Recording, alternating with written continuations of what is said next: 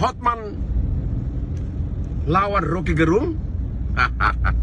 Nggak cocok, beda ilmu. Banyak orang ingin agar Hotman berdebat dengan Rocky Gerung, kan beda ilmu. Dia hanya ahli filsafat.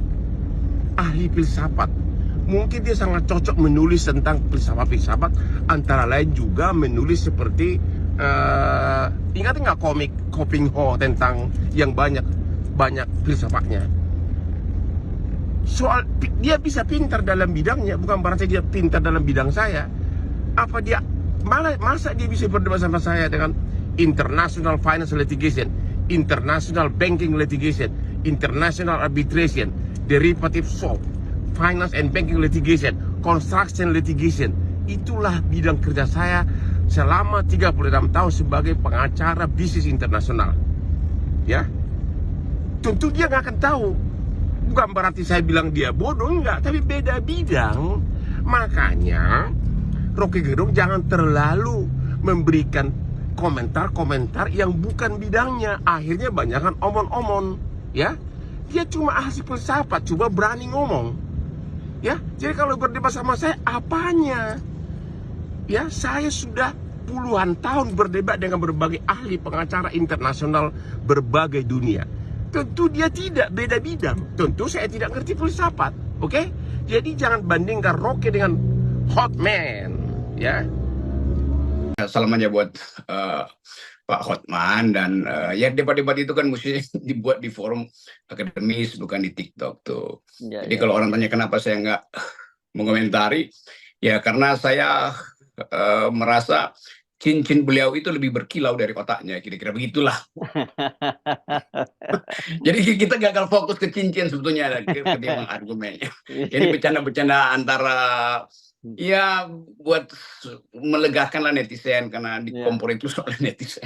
Kan selalu orang nyari fokusnya apa tuh. Tentu orang nggak akan cari fokus di dalam pikiran beliau, karena cincin beliau itu yang lebih menarik perhatian. Itu aja.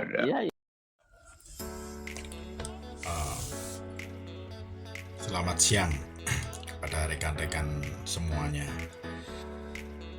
Kembali lagi ketemu dengan Mega Wijaya dalam obrolan santai. Pada siang ini saya mau mengangkat topik mengenai Bang Rocky Gerung sama Bang Hotman. Dua orang yang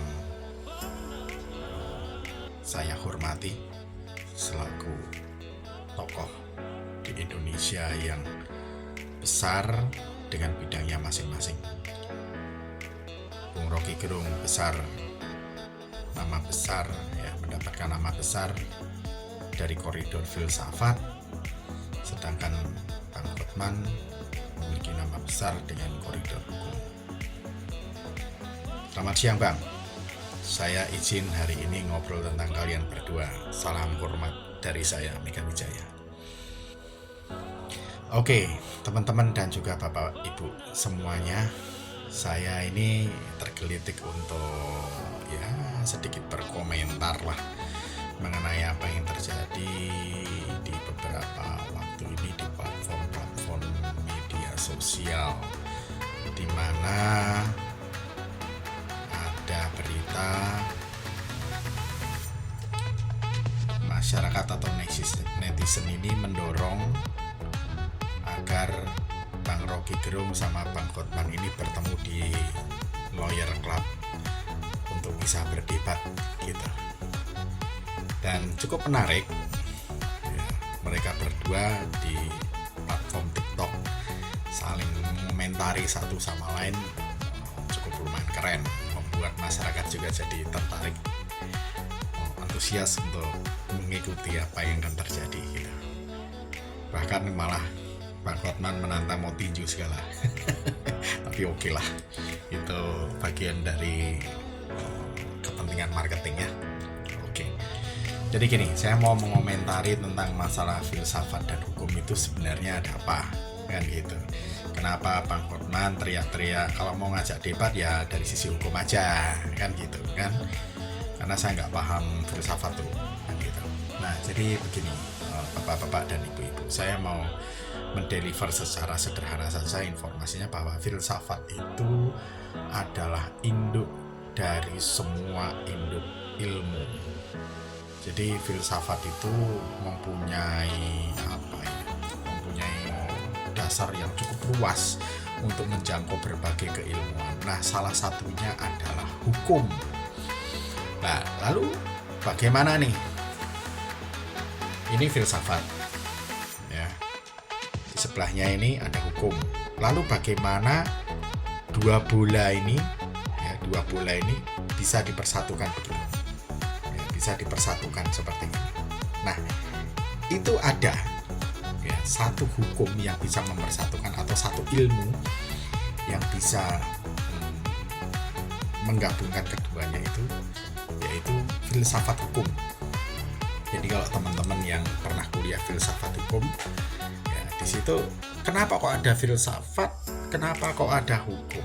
Ya, karena filsafat ini itu adalah induknya, hukum ini adalah anaknya, penghubungnya namanya filsafat hukum. Nah, hukum itu di saat-saat tertentu ketika dia tidak mampu menjelaskan permasalahan terkait dengan berbagai pelanggaran, apakah itu perdata, apakah itu kriminal, ya pidana dan lain sebagainya. Nah, dia harus melihat dengan kacamata yang lebih tinggi, yaitu menggunakan filsafat. Jadi ketika undang-undang sudah tidak mencakup atau tidak mampu menjeratkan pasal-pasal kepada orang-orang yang sekiranya bermasalah atau terkait dengan masalah hukum, dan ternyata mungkin ada hukum yang belum disampaikan atau undang-undangnya belum ada. Nah, sebagai penegak hukum, yaitu dalam hal ini yang terakhir adalah hakim ya, gitu. Nah, dia harus meletakkan filsafat ini di atasnya hukum agar bisa dicari titik jernihnya. Sebenarnya permasalahan ini apa, masalahnya apa, dan lain sebagainya.